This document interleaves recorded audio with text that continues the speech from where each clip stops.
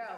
I'm going to review this up here with you because today is a little confusing, and I've decided we're going to do it in chronological order. We're going to study it through in chronological order, which is a little different than the order in our Bibles. So I'm going to review it with you really quick, and then we're going to dive in, and I want to give you an overview to explain it. So you remember this map from last week. So we had the United Kingdom, then the divided kingdom, then the northern kingdom gets taken in 722 BC by Assyria, and then Babylon rises to power, and the southern kingdom gets captured by Babylon in 586 BC.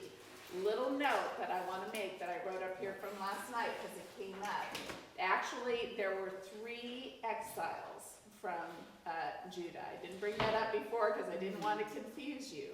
But when you look at the dates and you're trying to figure out the whole 70 years of captivity, Daniel actually was taken in the first wave under King Jehoiakim. He took several thousand of people into exile at that point, and Daniel was composed in 605 BC. So the first wave of exile started in 605 BC, but Jerusalem was finally destroyed in 586 BC. So then we start here with the return. We talked about that. We ended with that last week. What was so profound about this edict that Cyrus made? What was so profound about that? It was predicted over 150 years before it happened by name that a man named Cyrus would rise to power. So we ended with that last week, and here this man named Cyrus rises to power in Persia, and he makes this edict that anyone from Jewish descent that wants to go back and live in Jerusalem, they can. They can go back, they can rebuild the temple. He has says people donate, all of you who can't go ahead and donate, and you can go back and you can rebuild the temple. So that's where we're going to pick up right now, is with this edict in Ezra 1. Then I want you to see what happens is Ezra 1 through 6 happens, and then there's a 50-year period before Ezra 7 happens. We actually aren't introduced to Ezra until chapter 7.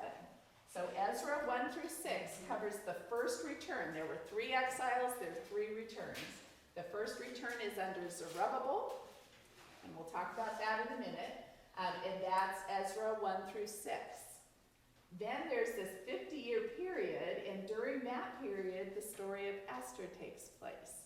So we're going to do Ezra 1 through 6, then we're going to stop, and we're going to look at the story of Esther, because that takes place in between. Then we're going to come back and pick up with Ezra chapter 7 through 10, because that's the second return under Ezra. Ezra 7 through 10 happens in about 457 BC. And then after that comes Nehemiah. So hopefully by the end of it, it will all make sense to you. It will all fit together, and you'll go, the light bulb has come on. The other thing that's a little confusing that I want to explain to you from this chart is that I put the Persian Kings. We are very sure about these Persian Kings, and we can go back in archaeology, and I'm going to show you something about archaeology here in a minute that's really profound. But the Persian Kings, Cyrus the Great, is the one that orders the edict, and he's the king under Zerubbabel's return. Then there's this Cambyses, which we think was also known as Xerxes and Artaxerxes, because when the letter goes out, it goes to this king that's in between Cyrus and Darius. And so anyway, that will be interesting when we get there. Then we have Darius, but there's 3 Dariuses. It's kind of like when we were going through the kings, and you're like, stop making names that are so close together, right? Because it's so hard to keep them apart. So under Cyrus, there was Darius the Mede that ruled over the central part of Babylon. And then now we have Darius I the Great, and he's the one that's going to send the second thing that says, keep rebuilding the temple. And then we have the Xerxes, which is the Xerxes, and Ahasuerus is... So somebody last night, after I got done calling him Xerxes, the whole evening says, my Bible doesn't ever say Xerxes. So certain versions will have Ahasuerus. And why Ahasuerus and Xerxes? It's a variant of Xerxes, and we're like, how does Ahasuerus and Xerxes have anything to do with each other, but apparently it's like a nickname, but you're like, usually it would sound a little like the same, right? So Xerxes, or in your version it might say Ahasuerus, but that's the king that Esther marries, right? And then we have Artaxerxes I, and we're going to see he's going to issue a couple decrees too. So I just want to lay that out for you so that as we dive in, you're not going, well, you're probably still going, what? But if you say, what, and it's not making sense, just holler, right? Because I want it to make sense to you by the time we're done. So we're going to pick up, before we pick up in Ezra 1, though, I have to show you something. You know, my fascinating finds. I haven't shown you anything for a while. But I found this article, and I thought, oh my goodness, I have to share this with the ladies. I signed up for biblical archaeology, and you can do it for just like $12 for the whole year, and you have access to all their archaeological libraries. But what caught me was archaeology confirms 50 real people in the Bible, and he walks through all the things you have to confirm it. You have to have several things fall in line for you to say, yes, this has to be the same person. So he explains that in this article, but I wanted to show you some of the 50 that they absolutely can confirm. Outside of the Bible, they have confirmed all these ones. Do you remember Pharaoh Necho, who is the one who killed Josiah? Totally know that he's a historical figure. Do you remember Ben-Hadad?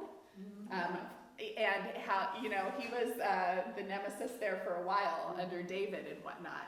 So anyway, he's for sure. And then Hazael, the guy who murdered him, he's for sure in the historical records. The northern kingdom of Israel, these are all the kings that they found outside sources that confirmed them. Omri, Ahab, Jehu, Joash, Jeroboam II, Menahem, Pekah, and Hoshea. All of these have been confirmed from outside sources outside of the Bible. Then Sanballat, who we're going to meet today, has been confirmed outside of the Bible. And then the southern kingdom, David, Uzziah, Ahaz, Hezekiah, Manasseh, Jehoiachin, all have been confirmed outside of the Bible. In Assyria, Tiglath-Pileser, that we read about, that came against them, Sennacherib, all have been confirmed outside the Bible. In Babylon, Nebuchadnezzar has been confirmed. Belshazzar, that we're going to look at in Daniel, has been confirmed. In Persia, Cyrus the Second, Cyrus the Great, Darius the First, Darius the Great, Xerxes, Artaxerxes, all confirmed. All confirmed from other historical sources outside of the Bible. So I wanted to share that with you. Oh, and one of the most recent ones that they've just added to the list is Tattenai, who we're going to meet here in Ezra. So Tattenai and Sanballat are two figures we're going to meet today that are confirmed in history. So I just wanted to show you that because what we're talking about, this is not myth that we're talking about. These are historical things that happened. And the Bible is giving us a historical account. Now, you look at all the other religions of the world, they don't have this. Right? The Mormons try to say all these things happened in the Americas. They make up this whole thing about what was supposed to happen. There is no evidence, not one archaeological evidence for what they're saying happened. But the Bible, over centuries now, has just been confirmed and reconfirmed and reconfirmed, and things that they doubted in the past, like, they doubted the Hittites, they doubted, well, we haven't seen any evidence of King David. Well, as the more they dig up, the more they find evidence that all these things are true. So I want to share that with you because I want you to have confidence that what we're reading here is an accurate account of the things that happened thousands of years ago. Isn't that amazing to think we have this accurate account of things that happened thousands of years ago? It amazes me. And only because God has proved. Many people have tried to destroy this book, but they cannot do it, right? This is God's book. So it's still the bestseller. And it's still the bestseller of all time. The Bible is the bestseller of all time. So anyway, Ezra Chapter 1. And remember the Edict of Cyrus. Somebody read this profound Edict of Cyrus that was predicted over 150 years earlier by Isaiah. In Isaiah 44:28 through 45:13. If you weren't here last week, those are important things. So somebody read what he wrote, this profound edict. Pick up in verse 2 and read through verse 4. This is what Cyrus, king of Persia, says. The Lord, the God of heaven, has given me all the kingdoms of the earth, and he has appointed me to build a temple for him at Jerusalem in Judah. Any one of his people among you, may his God be with him, and let him go up to Jerusalem in Judah and build the temple of the Lord, the God of Israel, the God who is in Jerusalem. And the people of any place where survivors may now be living are to provide him with silver and gold, with goods and livestock, and with free will offerings for the temple of God in Jerusalem. So, the king of the now superpower of the world, Persia, is issuing an edict that any of the Israelites who want to go back to Jerusalem may. You're to provide them with all their supplies, and they have my blessing to go build a temple. So many of the heads of the families of Judah and Benjamin get prepared. They prepare, and they prepare to go. And moreover, in verse 7, moreover, King Cyrus brought out the articles belonging to the temple of the Lord, which Nebuchadnezzar had carried away from Jerusalem and had placed in the temple of his God. So he not only gives them permission to go back, he goes into his treasuries and he takes all the things that had been taken and he gives them to these people and says, you can take it back and rebuild. So now in chapter 2, where I'm not going to make you read chapter 2, but chapter 2 is all of the names of the heads of the families who went back, and how many from their families and from their areas went back. So it's a detailed account. Now again, what do the details tell us? It's true. It's so detailed because it's true. This happened and all these people went back, and when you sum it all up, they took about 50,000 people back. In verse 64, they had the company numbered 42,360 besides their 7,337 men servants and maid servants. So in total, about 50,000 people went back under Zerubbabel. Now, what I told you about Zerubbabel, and we meet him in chapter 3. Zerubbabel, in chapter 3, verse 2, then Jeshua, son of Jozadak, and his fellow priests, and Zerubbabel, son of Shealtiel, and his associates began to build the altar of the God of Israel. So Matthew 1:12, and I'm sorry, I'm not going to take time to look it up, but Matthew 1 is the genealogy of Joseph, right? Who was Jesus' stepfather, but he would have been counted through Joseph. And it's very fascinating because a curse is put on two of the kings from Judah, saying that their descendant will never sit on the throne. So he couldn't have come through their bloodline because of the curse. We'll get to that. But anyway, but through Joseph, he's in the kingly line. Even though not in the bloodline, through Joseph, he's in the kingly line. And Zerubbabel, son of Shealtiel, is in the kingly line. So that's why Zerubbabel would be heading up this thing, right? Because he's a descendant of David. He was in the line of David. And so he's the one that is put in charge of taking this back, along with Joshua, the priest.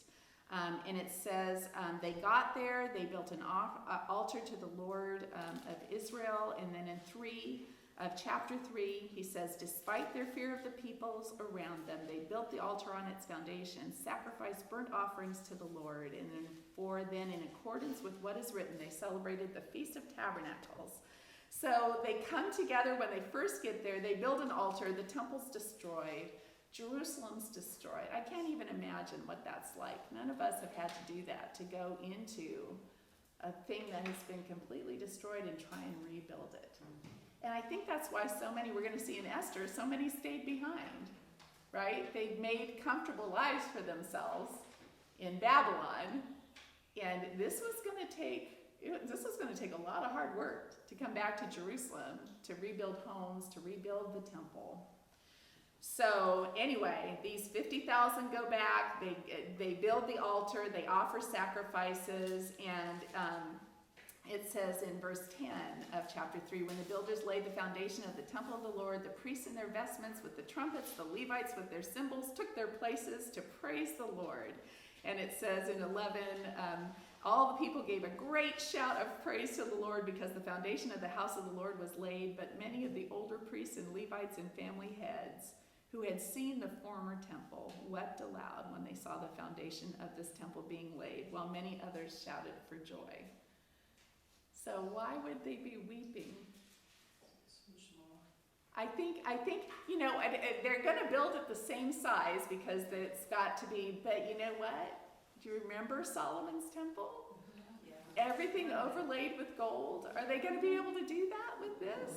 No, they're not. They're rebuilding the temple, but it's going to really be a shadow of Solomon's temple in all of its glory. So they're grateful. They're there. They offer their sacrifices to the Lord. And then in chapter 4, some enemies come into view, and these are Samaritans that are living, just to the north in Jerusalem. And they hear about it, and they come, and they say to them in verse 2 of chapter 4, let us help you build, because like you, we seek your God and have been sacrificing to him since the time of Esarhaddon. He's another one that's in the 50 real people, king of Assyria, who brought us here. Now, does anybody remember what we studied in 2 Kings 17 about the Samaritans? Do you remember?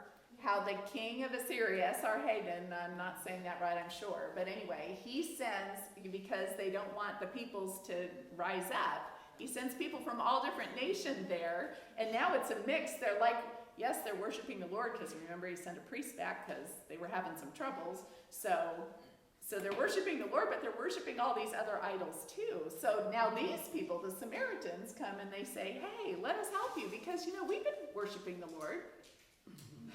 So anyway, Zerubbabel says no. He says in verse 3, you have no part with us in building a temple to our God. We alone will build it for the Lord, the God of Israel, as King Cyrus, the king of Persia, commanded us.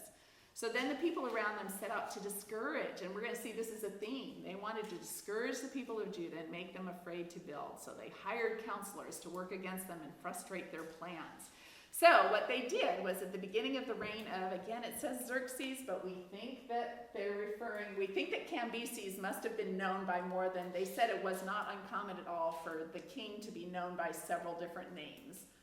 How confusing is that? It would sure make it easier for us thousands of years later if they had just stuck to one name, right? So anyway, we think that it's Cambyses is the Xerxes and the Artaxerxes. They call them both Xerxes and Artaxerxes, but we think they're referring back to Cambyses because it's the only one that is in between Cyrus and Darius. So anyway, they decide to write to the king, and in this king, Raham and Shimshai in verse 8, write to the king of Babylon. And they say, in verse 12, the king should know that the Jews, and this is fascinating, gals. Sorry, I'm going to go off on all these tangents today. This is the first time they're called Jews. Have you noticed that? Up till now they're called the Israelites or the Hebrew people or, but it's not till Ezra and Esther that they start being called Jews. Which is fascinating. Where do you think the term Jews come from? It comes from Judah, but isn't it fascinating that we spell it J-E-W? I'm like, that's fascinating. But if you look at it in other languages, like in German, it's Jude. Like they keep the D in there, right? But it got shortened to Jew, and that's how we hardly ever, have you ever referred to a Jewish person as an Israelite? Nikki's an Israelite. But we all, I just think it's fascinating that suddenly, through all this history we've been reading, now suddenly they switch with no explanation to calling them Jews, and that stuck. Yes? So mine doesn't say that.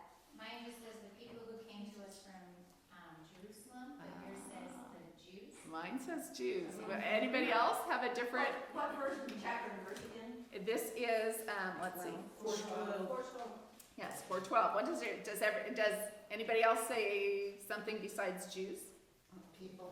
People. Okay. All right. So I have a question. Yes. So Israelite, Hebrew, are those all interchangeable? Do they all mean the religion and the people? Or is there a distinction between these are people of a certain religion versus these are people of a certain nationality? Or does it all just mean the same? Yeah, so I would defer to Nikki. It's a good question, but I believe that it always has been both national. Yeah, I think in biblical times it was more a religious thing, and in today's time just because you have a Jewish person doesn't mean they go to synagogue. Yes. So it's not Well, but I think it was the same of the Israelites, right? Just Yes. because they were an Israelite doesn't mean they're worshiping an idol. It is both. So it's national, so we tend to refer to people who follow Judaism as the ones who are. So to say a person is Jewish doesn't tell you anything about their faith. Right. Yeah, yeah. So what would you say to say that someone is studying, Following Judaism, practicing. Mhm. Is that- Would you? I practice both. Yeah. Saturday and Sunday, I like Or to say Orthodox. Yeah. Orthodox and Orthodox Jew. Orthodox. Yeah. Okay. Yeah. I'm not anymore. Yeah. I'm not So- really ashamed. Yeah. Well, anyway, it's just interesting, and I just thought I'd point that out along the way, that now we're going to start seeing them referred to as Jews and the Jewish people. So anyway, they send a thing to the king, and the king, they say in verse 12, the king should know that the Jews who came up to us from you have gone to Jerusalem, are rebuilding that rebellious and wicked city. They are restoring the walls, repairing the foundations. Furthermore, the king should know that if this city is built and its walls are restored, no more taxes, tribute, or duty will be paid, and the royal revenues will suffer. So they say, look into your records, and at the end of verse 15, you will find that this city is a rebellious city, troublesome to kings and provinces, a place of rebellion from ancient times, and that is why this city was destroyed.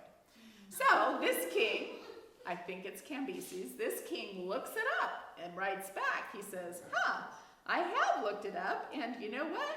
You're right. It's a rebellious city that's caused a lot of trouble. So he says in verse 21, now issue an order to these men to stop work so that this city will not be rebuilt until I so order. So the work gets stopped. They go and they show this letter to the Jews in Jerusalem. And so in 24 of chapter 4, the work on the house of God in Jerusalem came to a standstill until the second year of the reign of Darius, king of Persia. So the king changes in the meantime, and the work at the temple stops for a period of a number of years. It stops, and then the Lord, and it's mentioned here, but we're going to read about Haggai and Zechariah. They're two of the very last. They're the second and third to the last books of the Bible. The last two of the last prophets that God sends to His people after they have returned. And Haggai and Zechariah come along and they say, listen, you guys, why are you living in your paneled houses? You fixed your houses all up, but look at the temple of the Lord. It's still lying in ruins. They give them a real kick in the pants from the Lord and say, get busy, get back to work. So by faith, they heed the words of the prophets and they start working without permission. Nothing's changed. They start rebuilding again the temple. And this is where we're introduced in verse 3 to Tattenai, who again is one of the 51 people that have been confirmed in history. Tattenai, governor of Trans-Euphrates, which means on the other side of the Euphrates. So he and their associates went and asked them, who authorized you to rebuild this temple and restore the structure? What are the names of the men constructing the building? So they're looking to tattle. But the eye of their God was watching over them, verse 5, over the elders of the Jews, and they were not stopped until a report could go to Darius and his written reply be received. So they write a letter to Darius. They write a letter to the king. And they say, we questioned them and said, on whose permission are you doing this? And their answer was really good in verse 11. And this is all going into the letter to Darius. We are the servants of the God of heaven and earth, and we are rebuilding the temple that was built many years ago, one that a great king of Israel built and finished. But because our fathers angered the God of heaven, he handed them over to Nebuchadnezzar, the Chaldean king of Babylon, who destroyed the temple and deported the people to Babylon. However, in the first year of Cyrus, king of Babylon, King Cyrus issued a decree to rebuild this house of God. He even removed from the temple of Babylon the gold and silver articles of the house of God, which Nebuchadnezzar had taken from the temple in Jerusalem and brought to the temple in Babylon. So they write this report, they send it off to Darius, thinking Darius is going to stop the work, right? And Darius writes back, love this answer. And he says, listen, he says, so chapter 6 is Darius's response. He says in verse 3, let the temple be rebuilt as a place to present sacrifices, and let its foundations be laid. And he goes on and says, well, he had gone in and he checked the records, and sure enough, what he found is going back to verse 17 of chapter 5. Now, if it pleases the king, let a search be made in the royal archives of Babylon to see if King Cyrus did in fact issue a decree to rebuild this house. So that Tatnai thought, there's no decree. They're just making this up. But the king searches, and sure enough, he finds the decree. He finds Cyrus's decree. And now we're going to look at this. It's both in Ezra, and it's in Nehemiah, and it's in Esther. The Medes and the Persians, when they took power, they had a particular law. What was that law that profoundly impacts all this? The king made a ruling, it could not be changed. That's right. We're going to see it over and over again. If the king of the Persia and the Medes makes a decree and puts it in writing, it cannot be changed. It stands. So when Darius goes back, so the first letter to the king before had not mentioned the decree. If they had, they might have gotten a different response. But because they mentioned the decree, he goes back and sees, sure enough, he made this decree. So he affirms the decree, and not only that, I love this. He says, he tells them now in verse 6, now then Tatnai, governor of Trans-Euphrates, this is Darius speaking, he says, you and your fellow officials, stay away from there. Do not interfere with the work on this temple of God. Let the governors of the Jews and the Jewish elders rebuild this house of God on its site. Moreover, I hereby decree that you are to do for these elders of the Jews in the construction of the house of God. The expenses of these men are to be fully paid out of the royal treasury from the revenues of Trans-Euphrates. So these ones that complained about it are now going to pay for it, so that the work will not stop. Whatever is needed, young bulls, rams, male lambs for burnt offerings to the God of heaven, and wheat, salt, wine, and oil is requested by the priests in Jerusalem, must be given them without fail. And then verse 11 caps it all off. Furthermore, I decree that if anyone changes this edict, a beam is to be pulled from his house, and he is to be lifted up and impaled on it. And for this crime, his house is to be made a pile of rubble. So, the ones who tattled, don't you love it when they get their comeuppance, right? The ones who tattled on them now have to pay for it on threat of being impaled and having their house made rubble. So, all that to say, we're going to see there's a little bit of a tense relationship between what's going on in Jerusalem and the people of Trans-Euphrates, and yes, from the very beginning. So anyway, that's what happened. So they go back to rebuilding. So in verse 14, so the elders of the Jews continue to build and prosper under the preaching of Haggai, the prophet, and Zechariah. Verse 15, the temple was completed on the 3rd day of the month of Adar in the 6th year of the reign of King Darius, which we know as 515 AD. So they went back in 539. By 515, they have about 24 years. They have completed now the rebuilding of the temple. And then they come together, the people of Israel, verse 16, the priests, the Levites, the rest of the exiles, they celebrated the dedication of the house of God with joy. Verse 22, for 7 days they celebrated with joy the feast of unleavened bread, because the Lord had filled them with joy by changing the attitude of the king, so that he assisted them in the work on the house of God, the God of Israel. So we are just over and over again going to see that God works in profound ways through the Jews, with with the Jews to accomplish his purposes. It's amazing. So even in exile, he had his hand on them. We saw that with Daniel, or we're going to see that when we get to the book of Daniel. But God has had his hand on these people all through history, even to today. So put your marker there. Do you have a marker? Sorry, I didn't bring markers, but put something there to mark your place. And now we're going to go and see Esther, which is like my favorite. Don't you love the book of Esther? I tell you, such a great story. I'm so glad God saw fit to record it for us. So I want you to see. So the temple gets finished, 515. So now Esther takes place around 478 to 474. So quite a bit of time has gone by between the rebuilding of the temple. Several years have gone by before we get to the time of Esther. So the first thing we need to think about is that what does this mean about Esther and Mordecai, right? Because what had King Cyrus said years before? If anyone wants to return, go back to Jerusalem. So we know that Esther and Mordecai chose not to go back to Jerusalem, along with many other Jews, because we're going to discover there's still a lot of Jews in Babylon. So these are Jews that had chosen not to return.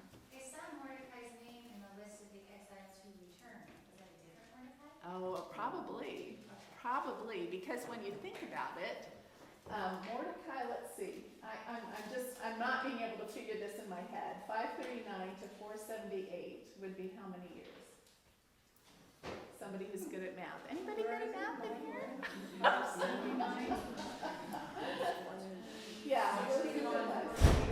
be it'd be more than 37. 61. Thank you. All right, I knew it was like around. So 61 years. So yeah. I don't know. I don't think that it could be, and then that he'd come back. That's possible. But it's just so hard to tell because, like we've seen, names, there can be common names. Like Mordecai isn't common today. It could have been a common name back there. Yeah, I know. I get excited too when I read through the list and I go, oh, I've heard that name. But then you have to, so I'm pretty sure it's the same person if it will say like they're the son of, and the son of is they have the same father. Then I'm pretty confident that, oh, we're talking about the same one. But yeah. So anyway, all that to say, Mordecai and Esther have chosen to stay in Babylon. They're in Babylon. What do we find out about Esther? Who is Esther? That's not really her name. Well, it's not really her name. Yeah, her name is Hadassah.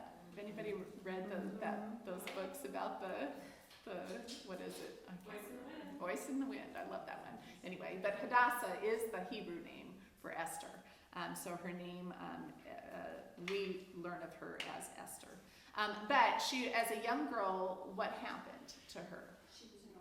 She was orphaned.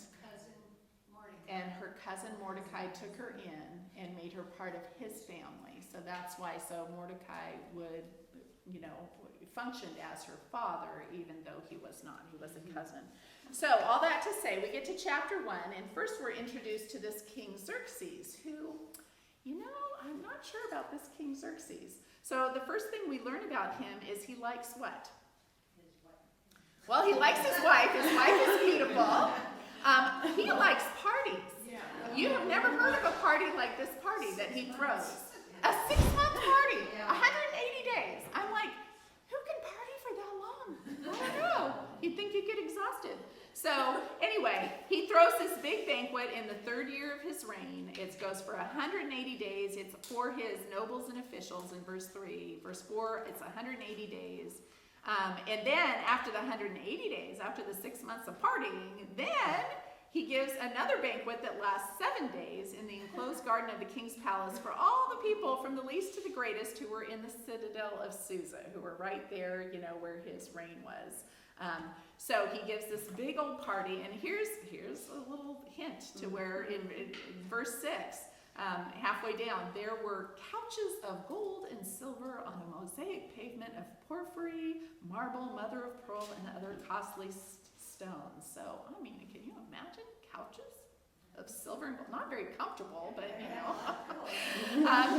And wine was served in goblets of gold in verse 7, each one different from the other, and the royal wine was abundant in keeping with the kingdom's liberality. So the king is enabling everybody to drink as much as they want.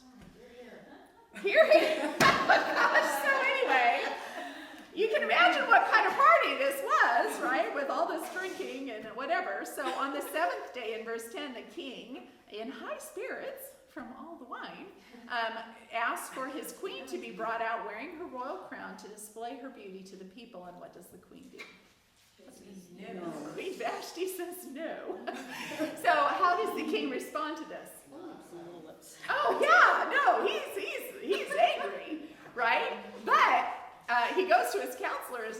His counselors are concerned about more than just the fact that the queen refused him. What are his counselors concerned about? That the other wife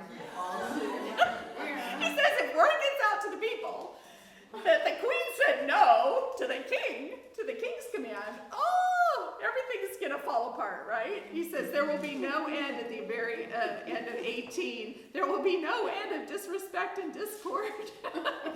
So he says, let you issue a decree, Xerxes, and let him, in verse 19, therefore if it pleases the king, let him issue a royal decree and let it be written in the laws of Persia and Media, which cannot be repealed. I just want you to see that. We're going to see that again and again. That Vashti is never again to enter the presence of King Xerxes. But also, he says in verse 20, then the king's edict is proclaimed throughout all this vast realm. All the women will respect their husbands from the least to the greatest. So he sends out a decree that lets them know that Vashti is no longer queen, can no longer come into his presence. And the decree also says at the end of verse 22 that every man should be ruler over his household. So he's setting it straight, right? And then some years pass, actually about 4 years pass, and Paul informed me that was because he was fighting the Greeks. So do you remember in terms of the power change? Do you remember first it was Assyria that was the superpower, then Babylon takes over Assyria, then Persia rises and takes over Babylon. We're going to study this out in the book of Daniel. But then Persia is eventually going to be taken over by Alexander the Great of Greece. So he has gone to battle already with the Greeks. So he's been off at battle for 4 years, not really thinking about wives. But he comes back and he's like, I can't have Vashti, right? She's banished. So his attendants come up with a plan. What's the plan? Bring all the beautiful women from all the provinces. We're going to put them in a harem. We're going to give them 12 months of beauty treatments. I'm like, 12 months? That's a little extreme. But anyway, they go through all these beauty treatments. And you have to feel for these women because honestly, most of them will just remain in the harem the rest of their lives. Right? They won't be chosen. Yeah. But anyway, God gives Esther favor. And you have to think there was something about Esther beyond her beauty, right? Because you can be beautiful and not lovely, right? But she was both beautiful and lovely. And so Haggai, who's the head of all these beauty treatments and the head of the harem, she finds favor in his eyes and she seeks his counsel. And so when it comes to be her turn to go to the king, she just asks Haggai, what should I do? And he counsels her. She goes in and the king is taken with Esther. And so Esther becomes his next queen. It says in verse 15, at the end of verse 15, that Esther won the favor of everyone who saw her. And we're having all kinds of fun phone noises going on today. So it's in verse 17 at the end. So he set a royal crown on her head and made her queen instead of Vashti. So at the end of that, in verse 19 and 20, we find out that Mordecai had given her a specific instruction when she got taken in to be part of the harem. What was his instruction? Do not let them know your heritage. Don't let them know that you're a Jew. So that makes you wonder about, had there been some difficulties, right? This was a mixed bag in Babylon, right? All these people that he conquered were all living together, but the Jews were always, wherever they went, if they were being faithful, they were set apart. Why were they set apart? So they wouldn't mix, but they were set apart by their language, though there were many different languages spoken, right? They were set apart by their language. They were set apart by their habits, even the way that they dressed, right? They were set apart in that they didn't worship idols, right?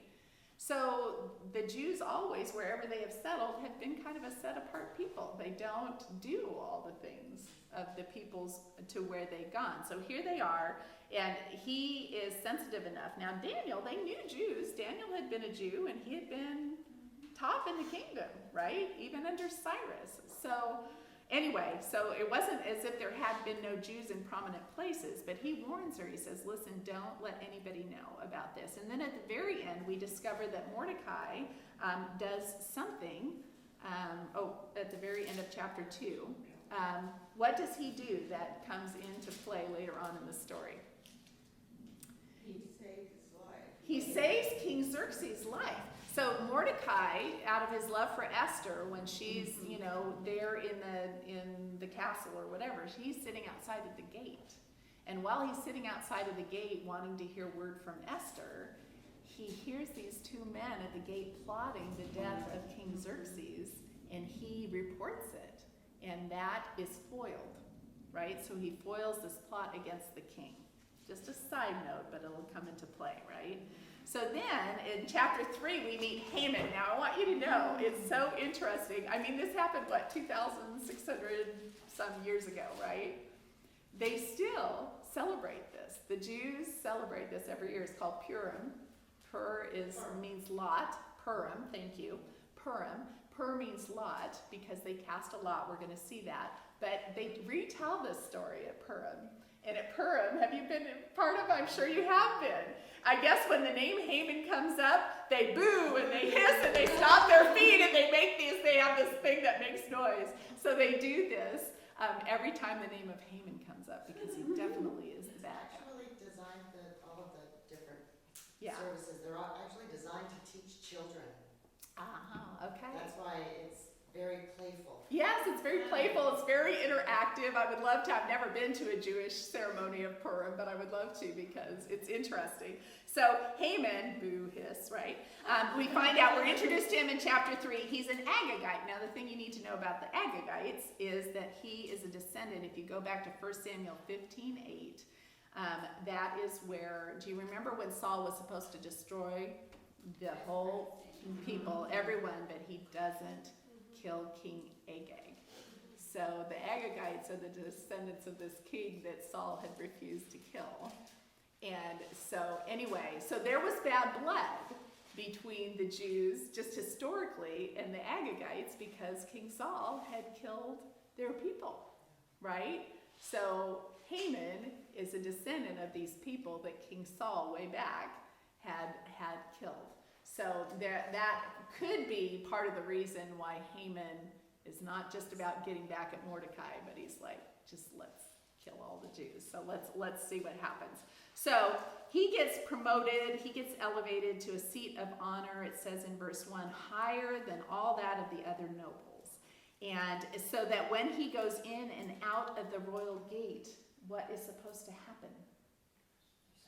Everybody is supposed to kneel and bow to him, but who will not do it? Mordecai. And that's why I think there had to be something about Haman. It doesn't say that Mordecai didn't kneel to anyone. The king would have come in and out, and if Mordecai hadn't kneeled to the king, we would have been hearing about that. So I think there was something particular about Haman that he knew. Maybe he knew he was opposed to the Jews, whatever, but Mordecai would not kneel. He would not honor Haman when he came out. And how does that make Haman feel? He is furious. He's got all this honor, but he is furious that Mordecai, and then when he finds out he's Jewish, he's like double furious, right? Mm-hmm. So he comes up with this plan. He's like, it's not enough to just get rid of Mordecai. I want to annihilate the Jews. So he comes up with this plan. And here's the thing, guys, and I think that's, again, we're looking at a spiritual warfare that's beyond what we can understand with human understanding, right? Because why have the Jews been so hated for so long? Why have they been so persecuted in all these different places they've gone? When, for the most part, they've done good things, right? I think it's satanic. Who knows that God has a plan for the Jews? Satan does. And so I think he has just, over the centuries, tried in every way to, Satan is always trying to foil God's plan. He knows it. He can read this book just like we know it, right? And I think Satan in every way keeps trying to foil God's plan. He can't do it. And in Esther we see again that Satan's plan is foiled. So he comes up with this plan and he casts a lot. And I just want you to, something struck me this time that I don't remember having struck me before, but they plan this in the first month of the year. So that would be like our January. And they throw a lot that lands in the 12th month of the year. So we're talking 11 months away. And then Haman goes to the King Xerxes and explains to them in verse 8, there are certain people dispersed and scattered among the peoples and all the provinces of your kingdom whose customs are different from those of all the other people and who do not obey the king's laws. It is not in the king's best interest to tolerate them. If it pleases the king, let a decree be issued to destroy them. And the king says, great, go ahead. Do as you please. Keep the money and do as you please. So the king gives him permission. So they get all the royal secretaries together in this first month and they write all these dispatches. In verse 13, dispatches were sent by couriers to all the king's provinces with the order to destroy, kill, and annihilate all the Jews, young and old, women and little children, on a single day, on the 13th day of the 12th month. And so they sent out this decree all over, saying that in 11 months, you can kill any Jew that you would like.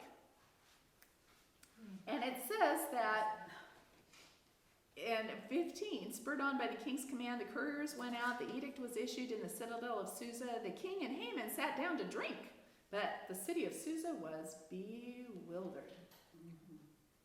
And you think about that. I mean, what if we suddenly got a decree here in Ramona saying, you know what? On December 13th, you can kill any Italian that you want. We'd be going, what? You know?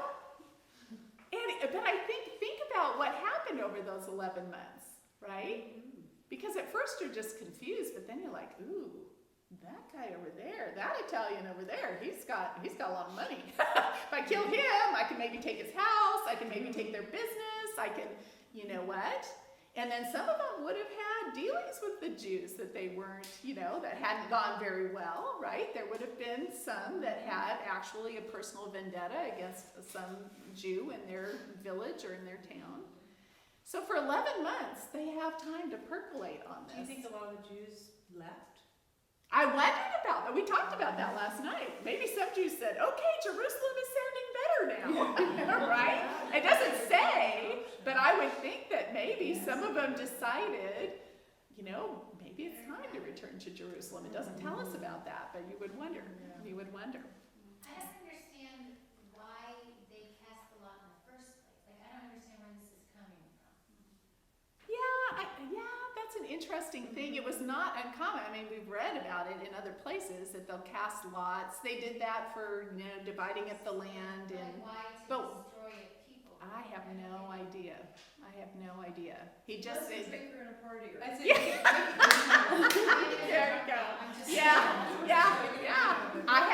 That's a good question, Jennifer. I have no idea why they would cast a lot. Yeah. But but that just really hit me this time. Think about, you have 11 months. And the Jews had 11 months of dread, right? Because, so how did torture. Mental torture. Right? So then how do they respond? First, how does Mordecai respond in chapter 4?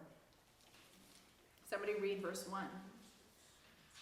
When Mordecai learned of all that had been done, he tore his clothes, put on sackcloth and ashes, and went out in the city, wailing loudly and bitterly. So, I mean, he just is devastated, right? And probably, I try to put myself in Mordecai's position. The devastation is for your people, but how would it feel to know that you were probably the one responsible, right? He sounds like the leader of the He people. does sound. I think he must have been in some place that we don't, hear about it, but I think he must have been seen as a leader among the people. So anyway, and then it says in verse 3, in every province to which the edict and order of the king came, there was great mourning among the Jews with fasting, weeping, and wailing. Many lay in sackcloth and ashes. And so then Esther gets wind that Mordecai is sitting out by the gate in sackcloth and ashes, and she gets her servant and says, go take him clothes, tell him to get dressed. And I'm sure Esther had no idea, right? She's in the palace. She's not hearing this decree, right? And so anyway, Mordecai sends to her and says, listen, when the servant came to him in verse 7, Mordecai told him everything that had happened to him, including the exact amount of money Haman had promised to pay into the royal treasury for the destruction of the Jews. He also gave him a copy of the text of the edict for their annihilation, which had been published in Susa, to show Esther and to explain it to her. And he told him to urge her to go into the king's presence to beg for mercy and plead with him for her people. So the messenger goes back and gives Esther this message, but what's Esther's problem? She's got a big problem. They don't know she's Jewish. The king. Well, they don't know she's Jewish. That's part of it. She can't just go before the king without his life. There's another rule in Persia, and that is you can't go into the king's presence unless the king has invited you into his presence. And if you go into his presence uninvited and he doesn't decide to put down his gold scepter and receive you, what does it mean? You're done. So Esther sends back to Mordecai and says, Mordecai, I haven't been asked to come into the king's presence for over 30 days. I can't just go in there. If I go in there, I could be killed, right? Because he was drinking with his buddies. Yeah. Yes, don't bother the king when he's having a party. So anyway, so somebody pick up and read verses 12 to 14. This is pretty profound. And they related Esther's words to Mordecai. Then Mordecai told them to reply to Esther, do not imagine that you in the king's palace can escape any more than all the Jews. For if you remain silent at this time, relief and deliverance will arise for the Jews from another place, and you and your father's house will perish. And who knows whether you have not attained royalty for such a time as this. For such a time as this.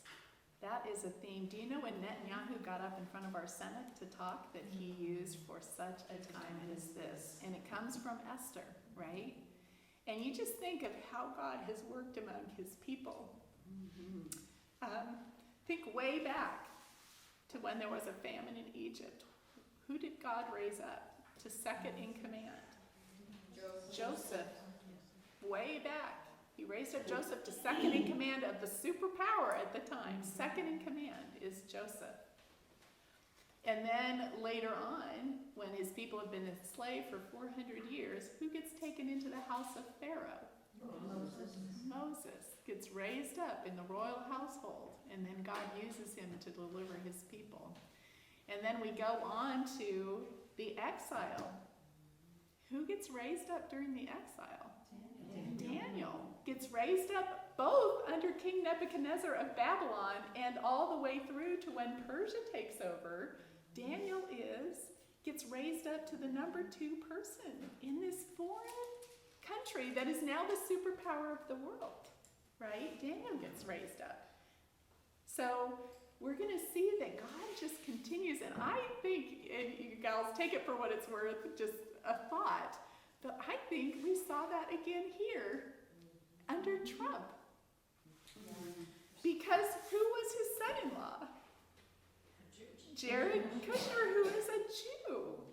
And I think that God had a purpose in that, because here, whatever you think of Trump, I'm not here to recruit everybody to be Trump fans, but whatever you think of Trump, it was because of his son-in-law that he had a heart to restore the embassy to Jerusalem, that he had a heart that said, we need to figure out a way to make peace in the Middle East, so that they did the Abrahamic Accords, right?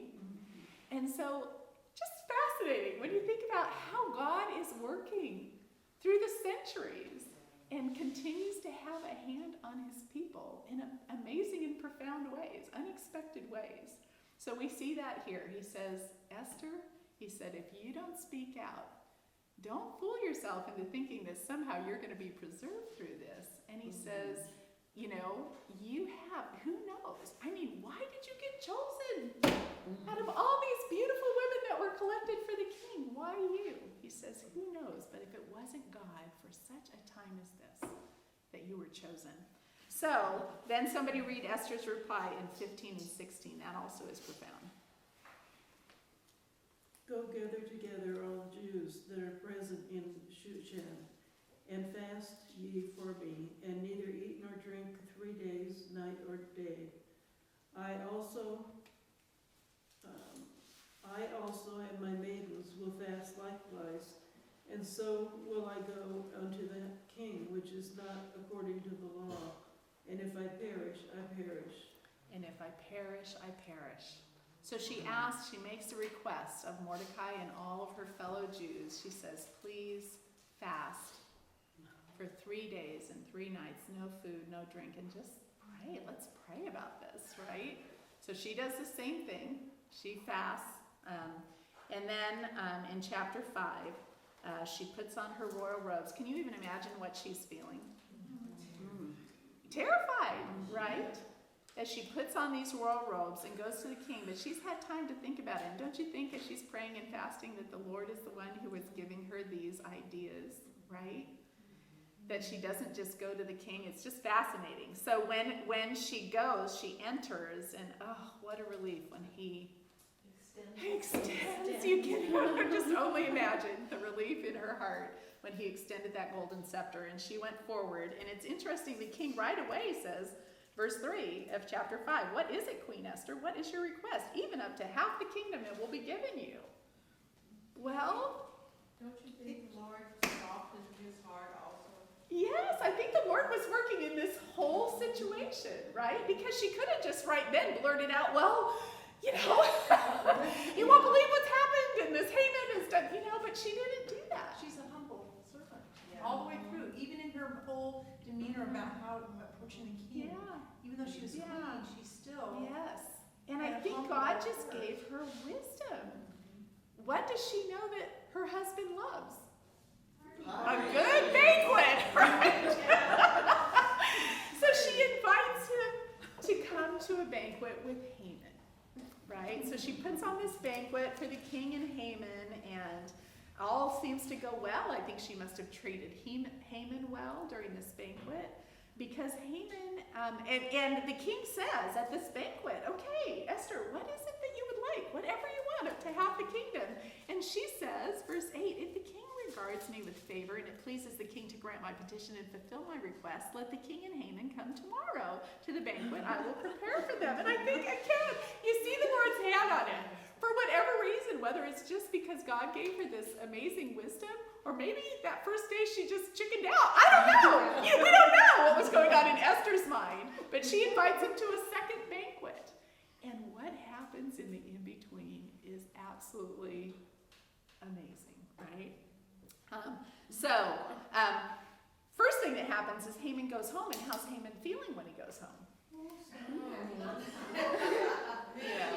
Yes, I'm the big cheese. I like that. I'm the big cheese. Like, not only am I been made second to the king, but I am the only one who is invited to this banquet with King Xerxes. So anyway, but there's one thing that bothers him in the midst of all that. What's the one thing?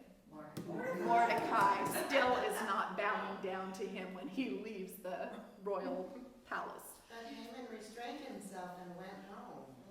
Because he was like, you're not going to bother me. Yes, that's right. You Even, can't bother me. yes, I'll even, number 2. yes. Well, so, but he goes home and it is bothering him because he brings it up with his wife. And his wife has a wonderful suggestion. What's his delightful suggestion of his wife?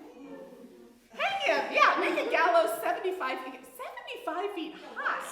I'm like, you couldn't see him. He's like, oh, you know, that take, you know. So anyway, he says, build a gallows 75 feet high and hang Mordecai. So Haman's like, great idea. Get started on that right away. So they're building the gallows, right?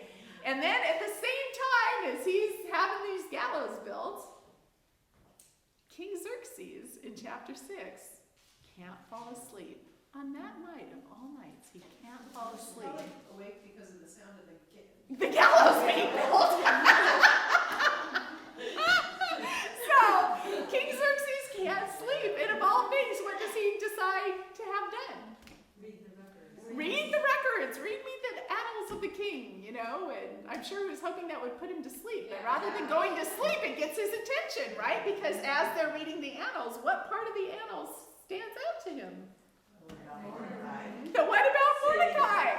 That these two guys had plotted to kill him, the king, and Mordecai had foiled it. And he says, has anything been done for this man? And they're like, no, nothing's been done for him.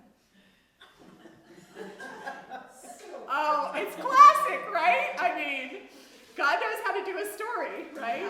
So, because you just see his hand, the fact that who was making it so that Xerxes couldn't sleep last night, right? Who was putting these ideas? So anyway, so then he gets up and he's saying, like, he can't get this out of his mind, you know? Mordecai saved me, and I haven't done anything to honor him. So he says, who's out in that hall? Who's out in the hall?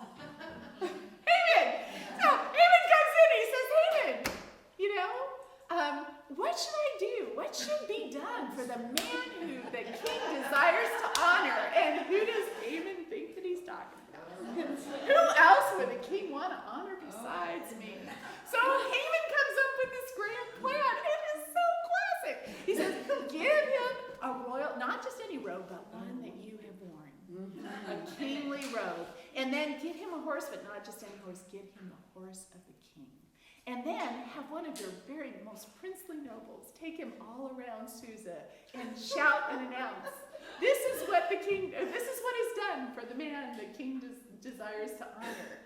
And King Xerxes says, great idea.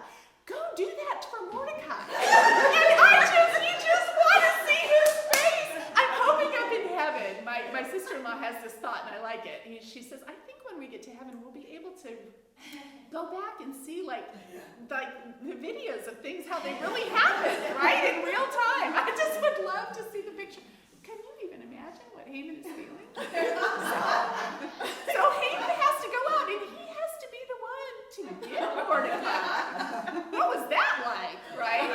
And then he has to be the one to put the robe on Mordecai and put him up on the king's horse, and then he has to be the one to lead him throughout Susa and say, this is what is done for the man the king desires to honor, all the while knowing that what does he have in his yard or wherever? 75 gallows to put Mordecai to death. So, like, his heart is like past his toes. It is just like, he is mortified. And so then he goes home and he tells his wife what's happened. And of course, his wife is so encouraging, this one that told him to go to 75-foot gallows. So after he explains all what has happened, somebody pick up in verse 12, read through 12 through 13. Chapter 6, verses 12 and 13. And Mordecai came again to the king's gate, but Haman hasted to his house mourning and having his head covered. And Haman told Zeresh, his wife, and all his friends everything that had befallen him, and then said his wise men and Zeresh his wife unto him, if Mordecai be of the seed of the Jews, before whom thou hast begun to fall, thou shalt not prevail against them, but shall surely fall before him. Mine says, so you shall surely come to ruin. Like, way to be an encouraging wife. So he says, if he's a Jew, because what has Haman done? He has proposed the annihilation of all the Jews, and specifically he was going to the king. That's why he was in the hallway. He was going to the king to get Mordecai hanged. Yeah. Oh, all right, so things are not going Haman's way, but at the same time, it says, verse 14, while they were still talking with him, the king's eunuchs arrived and hurried Haman away to prepare to the banquet Esther had prepared. So, Haman's like, all right. So, bad day. Like, the worst day ever. So no good, very bad day. So anyway, he goes to this banquet that Esther's prepared, and he's maybe thinking, well, this will redeem things. I'll get to go to the banquet with the king. So anyway, at this banquet, the king looks at Esther again and says, what would you like? Whatever you want, up to half the kingdom, it will be granted. And then she says, if I found favor, she says, spare my people. This is my request. Verse 4, for I and my people have been sold for destruction and slaughter and annihilation. And the king says, who is he? Verse 5, where is the man who has dared to do such a thing? Esther says, the adversary and enemy is this vile Haman. If Haman thought it couldn't get any worse, it has just gotten profoundly worse. And so Haman is terrified, right? The king gets up in a rage and leaves. And Haman's terrified, so what does he do? Run to the basement. No, worse. He falls on top. He's just like pleading for his life with Esther. So when the king walks in, he says, what? Will he even molest the queen in verse 8? While she's with me in the house. So they cover Haman's face, and Haman is out of there. And then Harbona in verse 9, and I would love to, I just want to know the behind the scenes. Yeah. Harbona is one of the attendants of the king, and I think he didn't like Haman very much. I am sure Haman was not a very pleasant person to the people who were being right? And so Harbona pipes up and says, one of the eunuchs attending the king, he says, a gallows 75 feet high stands by Haman's house. He had it made for Mordecai, who spoke up to help the king. So Harbona wants the king to know that he built a gallows for Mordecai, and the king immediately says, hang him on it. So, impale. Yeah, mine is impaled. Oh, okay, well, there you go. Impale him on this subject. Anyway, so that is the end of Haman, right there. So then in chapter 8, King Xerxes gives Queen Esther Mordecai's estate Mordecai, I did that last night too. He gives Mordecai and Esther the estate of Haman, and also gives Mordecai the signet ring, which he had given to Haman. So now Mordecai is being elevated to this position of power. And then Esther goes before the king, and again it seems like without her presence being requested, because again he lowers the scepter to her. But I think she's braver now because she knows the king has listened to her, because the problem hasn't been solved. Even with Haman dead, what decree has been issued? Kill all the Jews. And what do we now know about the law of the Medes and the Persians? It can't be revoked. So they have a real problem. Even with Haman dead, they have a real problem. Chelsea? Just clarification. Didn't Haman go to the king, Xerxes? Yes. Make that Yes. decree? Yes. Why is he surprised? Who made this law? Because he doesn't realize. He doesn't know that Esther is a Jew. And he doesn't, I don't think he necessarily realized it was the Jews that he was condemning, because really, when Haman went in, he really just says these people. There is a certain people. So he doesn't really name them. That's interesting. I hadn't even really caught that he doesn't name the people. Yeah. So I think he was just going along with Haman. Yeah. He doesn't realize that Esther is Jewish, right? Right. And so anyway, it just all comes out right then. He just hadn't put two and two together because he didn't realize, right? And he didn't realize that Mordecai, even as he's honoring Mordecai, he doesn't realize that Mordecai and Esther are related, right? So I think King Xerxes things are falling into place, but he had no understanding of all these connections. So anyway, Esther goes again to plead before the king to somehow, she says in verse 5, towards the middle, let an order be written overruling the dispatches that Haman, son of Hammedatha, the Agagite, devised, and wrote to destroy the Jews in all the king's provinces. So she says, write something that will overrule. But now, what do, right? The rule has already gone out that you can kill the Jews. So what they decide to do is they write another, and he actually lets them do it. In verse 8, he says, now write another decree in the king's name in behalf of the Jews, as seems best to you. So they come up with this plan, is that they send out another decree And in verse 11, we find out, the king's edict granted the Jews in every city the right to assemble and protect themselves and to themselves destroy, kill, and annihilate any armed forces of any nationality or province that might attack them and their women and children or might try to plunder their property. So he gives... This is the part that confuses me, Yes. because were they just gonna kill these people and expect them not to fight back? Yeah, exactly. I mean, oh, yes, kill me, please. I don't get that. Well, You know? So I think that had to do, I know what you're saying, but I think that had to do with the fact that the king had made this edict. So nobody would back up the Jews. If they defended themselves, they would be guilty because the edict said that it was perfectly fine to kill them. So now a second edict goes out to say the Jews can arm themselves, they can defend themselves, and they will not be tried in court for having defended themselves. They are free now to stand up, to rise up, to gather together, to defend themselves and to defend their property. So that goes out, and what happens is that the Lord, starting in 8:16 for the Jews, when they got this edict, it was a time of happiness and joy. Can you imagine? After 2 months, for 2 months, they had been agonizing over the fact of being in sackcloth and ashes and over the fact that they are going to be destroyed. And now there is joy and gladness and honor.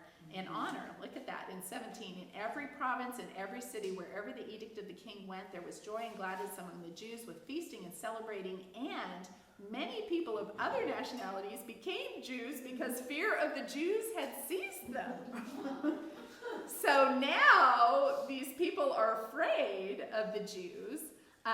And it says in chapter 9, so then the 13th day of the 12th month comes, and it says, on this day the enemies of the Jews had hoped to overpower them, but now the tables were turned, and the Jews got the upper hand over those who hated them.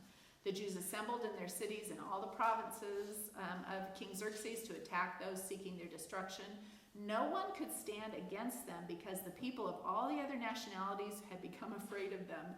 And all the nobles of the provinces, the satraps, the governors, and the king's administrators helped the Jews because fear of Mordecai had seized them.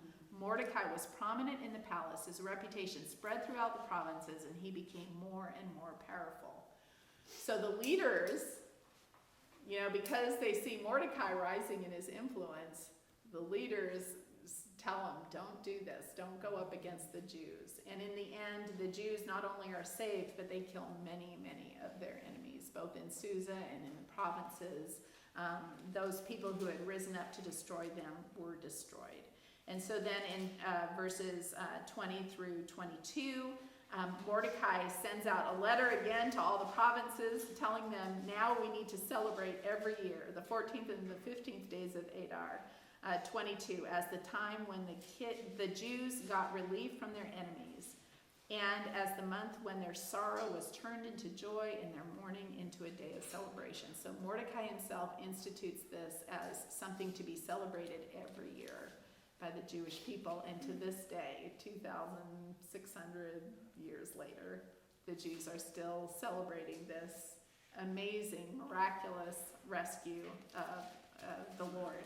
And then in chapter 10, we find out in verse 3 that Mordecai the Jew was second in rank to King Xerxes. So he rises the ranks all the way to where he's second to King Xerxes. So again, this is, something God had done it with Joseph, he had done it with Moses, he had done it, with Daniel, and now he's doing it with Mordecai, raising to a very prominent position a Jewish man who will then help. And actually that plays into, now as we turn back to Ezra chapter 7, that plays into what happens in Ezra 7 and in Nehemiah. So now we're back to Ezra, find your place, chapter 7. And now who's the king? Artaxerxes. Artaxerxes is the son of, he's the son of Xerxes. Now who would Artaxerxes have known? Mordecai. He would have known Esther. Esther would have been his stepmother, right? So this Artaxerxes grew up knowing Mordecai and Esther, being very familiar with the Jews. So Vashti was his mother? you know what, it doesn't really tell us who his mother is, and I thought of that, because I've looked it up, and they think he's a stepson of Esther. I'm like, well, why couldn't he have been a son of Esther?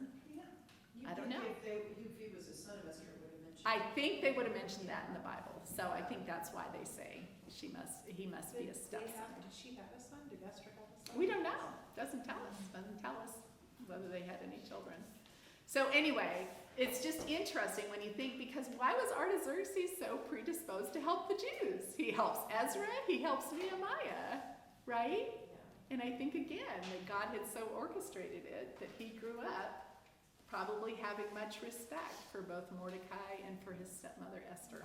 So anyway, so we get to chapter 7 of Ezra, and we're finally introduced to Ezra. Ezra's not in the first 6 chapters, but now we meet Ezra. And Ezra comes about 50 years after this first return and after the rebuilding of the temple.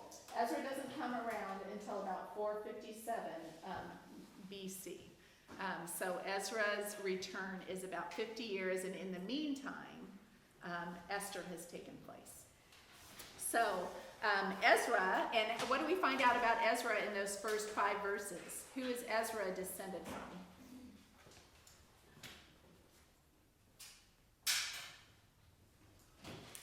Is he a son of Buki? Who was that? Yes, well, go all the way back to verse 5. He is a descendant of Aaron, the high priest, right? Aaron and Eleazar and Phinehas, he is a descendant of the high priests.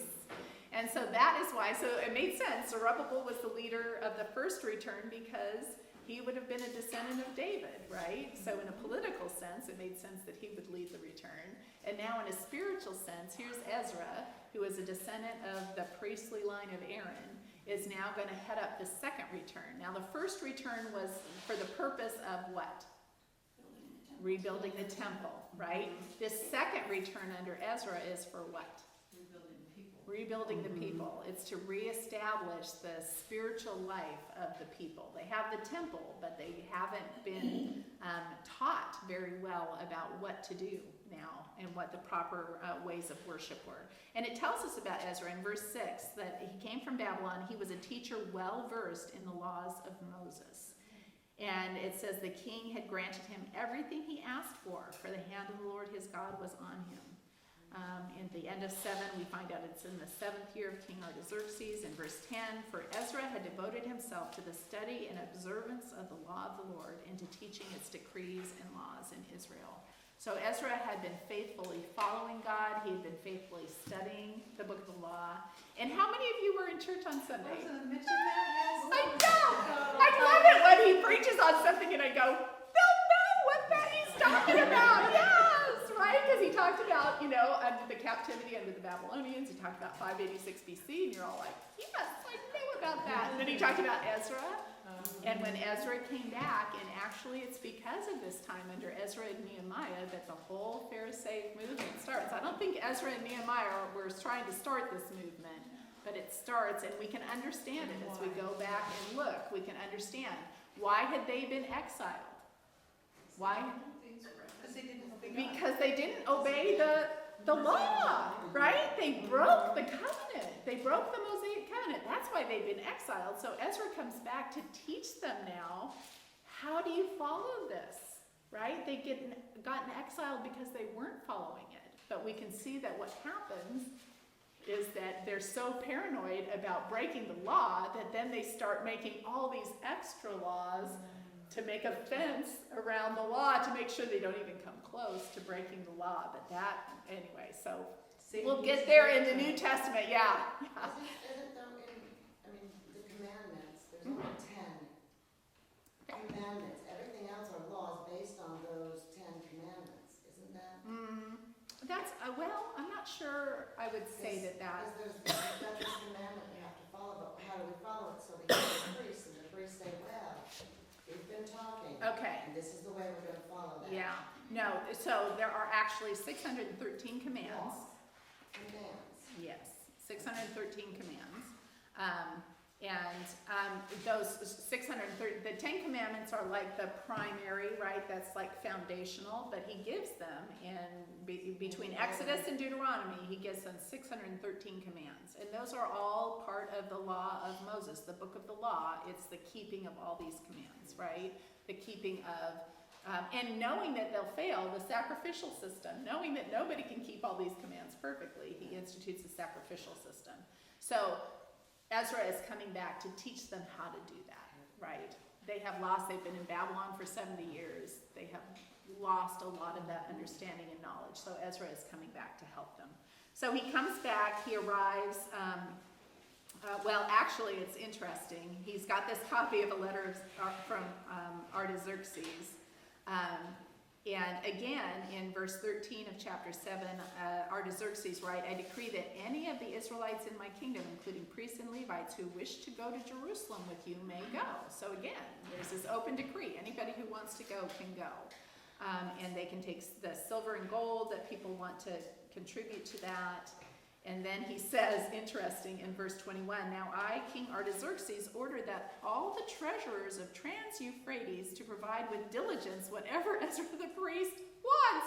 So again, these people from Trans-Euphrates, who are going to be a thorn in their side the whole time, are ordered to fund this project going on in Jerusalem. So we'll see that that continues to be a problem. And he says, so anyway, he sends Ezra. Ezra praises the Lord in verse 27 that they found such favor with the king and were able to do this. So in chapter 8, he gathers together all the people, and again, the peoples are listed. This time, the return is only about, the first return was about 50,000. This is under 2,000.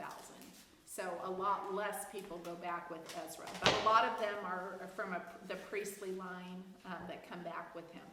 And then in 21, as they're setting out, they stop at the Ahava Canal, and he proclaims a fast, and they humble themselves to pray for a safe journey because, and I think this is interesting, in verse 22, I was ashamed to ask the king for soldiers and horsemen to protect us from enemies on the road, because we had told the king, the gracious hand of our God is on everyone who looks on him, but his great anger is against all who forsake him. So he told him, he says, God will protect us, and so he didn't feel like he could go, but it's a dangerous journey. They were journeying a long way, they have a lot of valuables, right? And so he stops them and he says, let's fast and pray and ask the Lord for safety. And sure enough, the Lord brings them all safely with all of the valuables that they've brought for the temple safely to Jerusalem. So he gets there, and they deliver the orders of the king to the governor of Trans-Euphrates at the end of 8.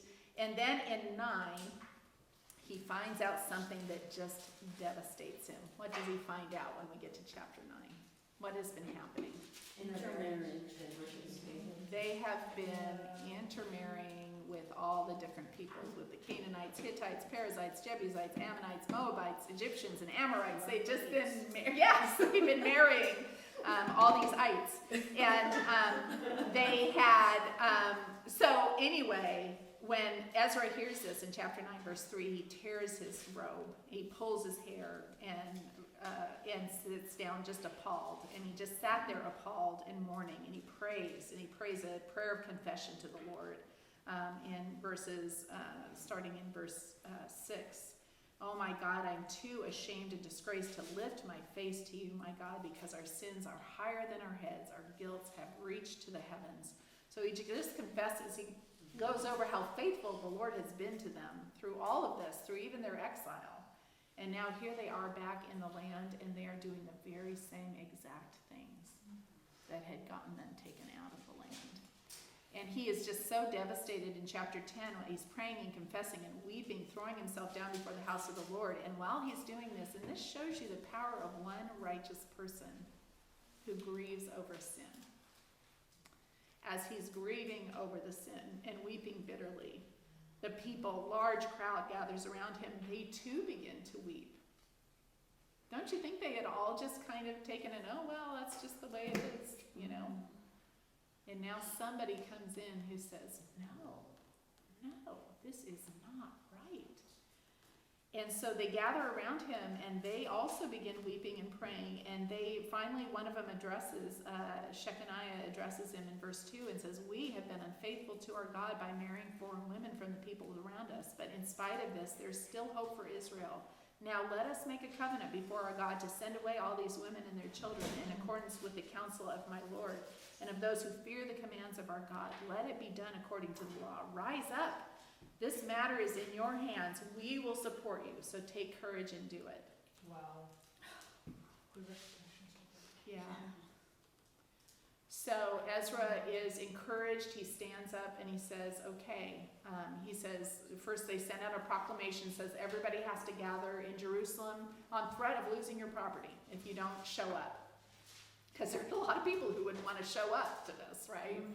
And so they all show up, but it's so interesting. I always think all these little details that, again, help us know it's real. When they all show up, what's the problem? Well, verse 9, halfway down, on the 20th of the 9th month, all the people were sitting in the square before the house of God, greatly distressed, both by the occasion and because of the rain. So think about it. I mean, we're used to pavement, big buildings. If it's raining, no big deal. Just squish inside. Well, they didn't have anything like that. So they're out in the open, not on pavement, standing in the mud. The rain is falling down, and they've all gathered in obedience to this proclamation. But can you imagine how miserable? And they're like, this is going to take a long time to figure out, and we're all just going to stand out here in the rain. So they say, please go and discuss it with the officials, and we'll abide by whatever you say, but please let us get out of the rain. And I just think, it's because it was real, gals. Right? Why would you make up something like it was raining and so it was miserable and so, Anyway, so it takes them 2 months to sort it out. And I just can't even imagine this was like. This had to be such a heart-wrenching process, right? Because they had married, they'd had children, and they agreed to put their foreign wives away. And that would have been so difficult. But you think about it, what was the other option? If they had let that stand, what would have continued? God's discipline. God's discipline, they would have continued if it was all right for them. Why is it not all right for me, right? So they had to go through this terribly painful process. And the wives were returned to their families, I'm sure, is what happened. What about the children? And the children probably returned as well. Yeah, it would have been heart-wrenching. It would have been heart-wrenching. But then look at the list in chapter 10, verse 18. Among the descendants of the priests, the following had married foreign women. The priests. He names 17 priests who had married foreign women. And then he names another 10 Levites who had married foreign women. And all together, between the priests and the Levites and the people, 111 men had taken foreign women. Now, that's a minority of all the Jewish people that were there in the land all the time. There were thousands in the land. But again, those 111 included their spiritual leaders, right? What about the women who married foreign men? Oh, that's an interesting thing. I don't know. Doesn't say. Doesn't say. I mean, if the foreigners have to go. I'm sure if the women married foreign men, they went where the foreign men lived, right? Not necessarily, because if you think about it, when a man and a woman marry, 9 times out of 10, and this is an unfortunate truth, but 9 times out of 10, the husband follows the wife's beliefs. Oh. So if the wives were Jewish, the husbands probably would have converted to Judaism. Well, that's interesting. that Well, and that came up last night too, because we've seen that, right? We saw that with Rahab, we saw that with Ruth. So it's not like God is opposed to somebody who comes to faith in him, who is from foreign descent. Wasn't the opposition because these foreign women were still worshipping idols? I think probably so. I think probably so. It wasn't that they Yeah. were foreign, it was Yeah. that they were idol Yeah. worshippers, they weren't Jewish. Yeah, yeah. So do you think they were given the opportunity to convert to Judaism? I don't know. It doesn't tell us. It doesn't tell us. So whether there were others that had that opportunity and took it So and you would assume said, that opportunity is open to Yes. everyone at all Yeah. times, right? yeah, So, yeah. yeah. But at that particular moment, it seems like it would be very suspicious. It would be very suspicious if suddenly somebody, I'll be Jewish, just so anyway, anyway, it was just a very heart-wrenching hard time, but Ezra was right in the fact that how can we move forward in a sincere worship of the Lord if even our priests are totally violating God's commands and marrying these foreign women who have foreign gods, right? So anyway, that's how Ezra ends. Do you think we can do Nehemiah in 10 minutes? I've never tried that. Let's see. So, yes. Was it possible for the men who had married foreign women to say, I'm gonna go and leave here and just be part of their lives and not be Jews anymore? I'm sure it was, yeah, and then they would have been cut off from the Jewish community, right? Right. More about their Right. families than. Right. So anyway, so if you look up on the board, Nehemiah comes about 12 years after Ezra's return. So Nehemiah happens at about 445 BC.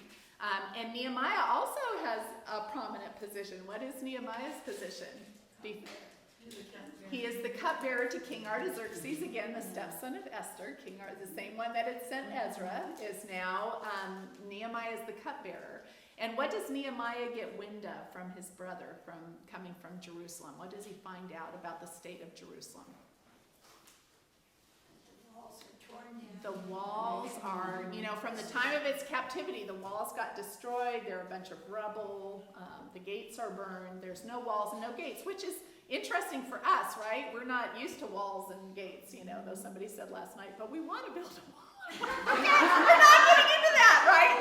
But back in that day, and all through, that's even in England, where there's this feudal system where peoples are coming and taking over. They built these fortresses that were protected, and the wall was part of that. It was the way to protect your city from, being taken over. So the wall was important, and when Nehemiah finds out about it, he's devastated, and he also fasts and prays. And the cool thing about Nehemiah is all through it, he just keeps turning to the Lord. He gets hassled over a lot of different things, but he weeps and prays, and then he goes to the Lord and he says, please give me favor before the king.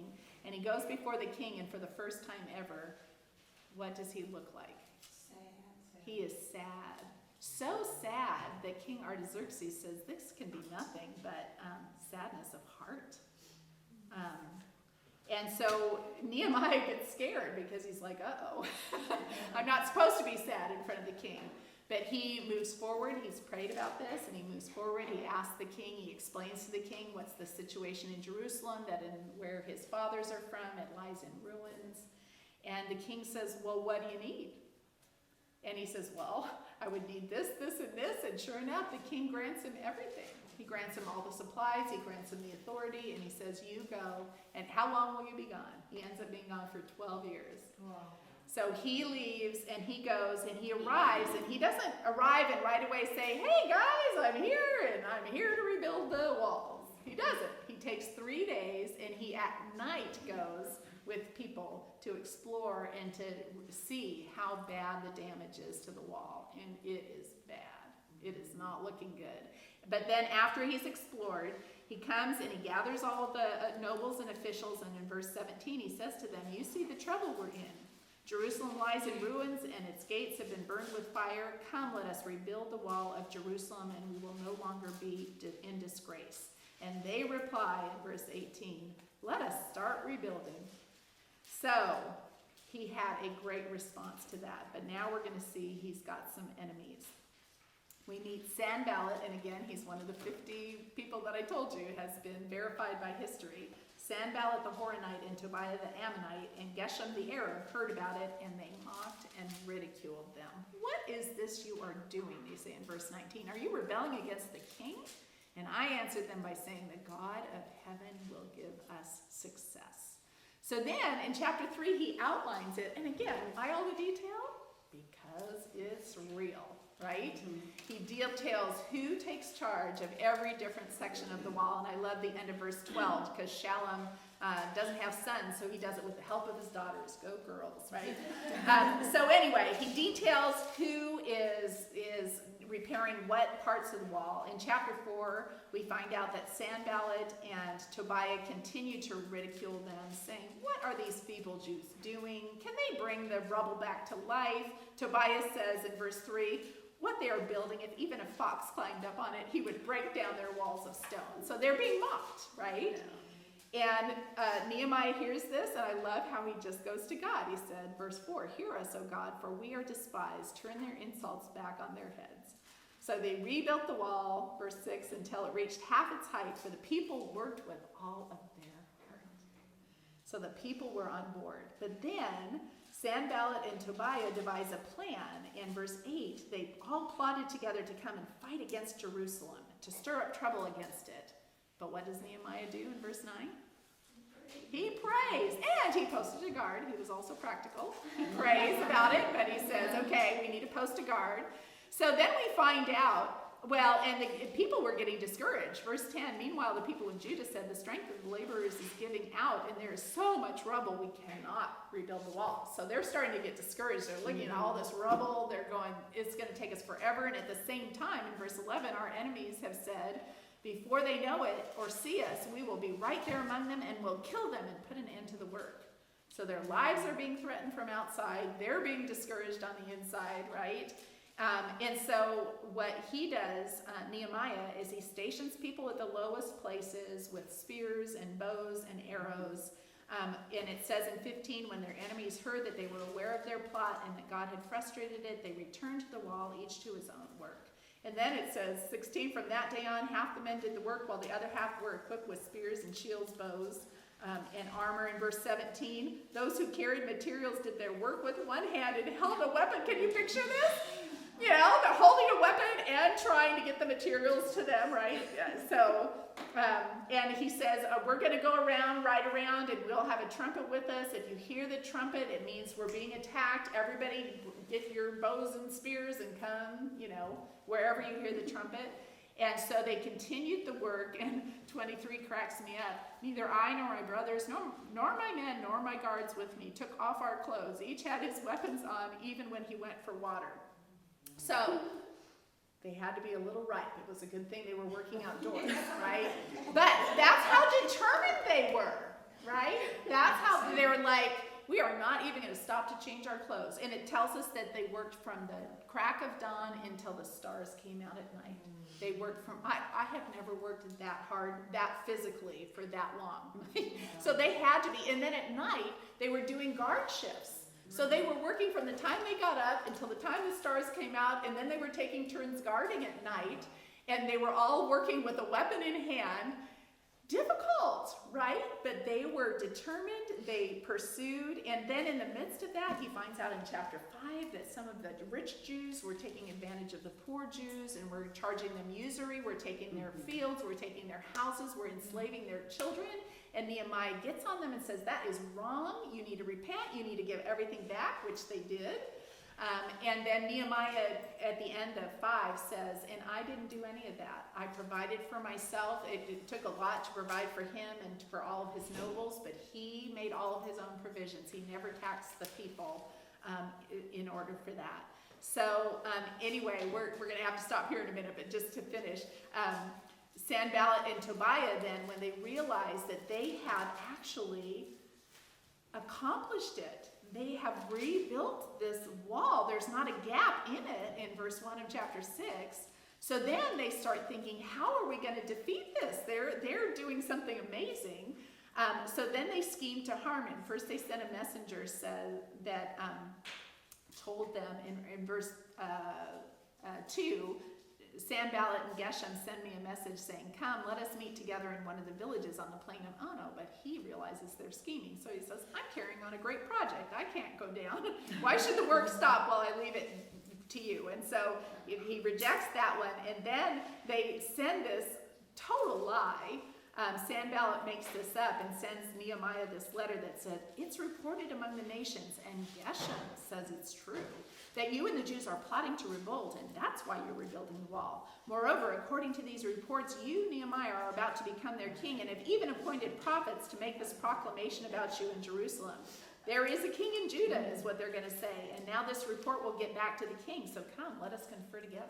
So they make up this total lie about him, and then they say, hey, if you don't come talk to us, right? They're trying to get Nehemiah by hook or by crook.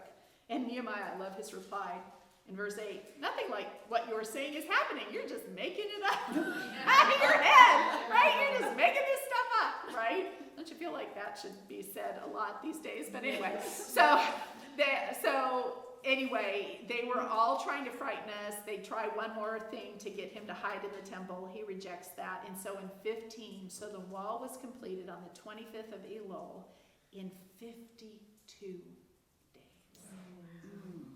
It is really amazing. It had to be of the Lord, right? And their hard work. They just were determined through all the discouragement. And it says in verse 16, when all our enemies heard about this, all the surrounding nations were afraid. They lost their self-confidence because they realized that this work had been done with the help of the Lord. Amazing, amazing, amazing. So maybe next week we'll try and finish that off. The end of Nehemiah. They have quite a revival under Nehemiah and Ezra, where the word is being taught by Ezra. He stands up on the platform. They all gather together. They reinstitute the feasts, and they teach. The Levites go out among the people, and they teach them the truth of the book of the law. Ezra reads the book of the law from early morning until noon, and then the Levites go out and they explain to the people what this means. So we'll take a look at that briefly next week before we launch into Job. And Job is our last one. So do you realize that as of now, you have read all the 17 historical books of the Old Testament? Yes, yay! And actually the historical books take up so much of the Bible that we are nearly when we get to Psalms, we are halfway through our reading through the Bible. Now, the reason it's going to take us all the way through next April is because we're going to really slow down, particularly when we get to the New Testament, because we want to really ponder and think about all these things that Jesus did and how he fulfills all that the Old Testament has been prophesying. But you guys have done really well. And so I just want to congratulate you and tell you keep going. We're going to read Job and ponder about suffering next week. And I think it's an important thing for us as believers to ponder and to think about. So I hope you'll be here next week, and then we'll take a little break while we read the Psalms. So let me pray first. Heavenly Father, thank you so much again for your word. It is so instructive to our souls. Father, we thank you for the amazing way throughout history, and we wouldn't know this if you hadn't preserved this book for us, but the amazing way throughout history that you have preserved your people and kept your promise to them even when they were unfaithful to you, and that how every time they repented, you listened, and every time you brought them through to the other side.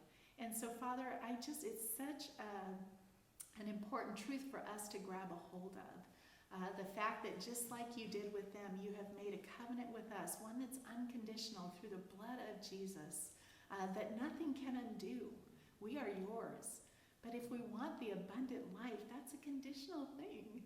That depends on our obedience. Just like for the Jews, it depended on their obedience for them to have success and to thrive as a country. And so, Father, I just pray that you'll bring these truths that we've read, that you'll bring them to our hearts, that we will be faithful to you, even in this time when so much of our country is unfaithful, and that new ways of thinking and believing are being proposed that are in total opposition to you. Father, I pray that we will stand like lights in the darkness, that you will give us boldness to do what is right, and that we, like Nehemiah, will continue to go to you for our strength, for our help, to see us through. So I pray this for my sisters and for myself, and I ask it in Jesus' name. Amen. All right, gals.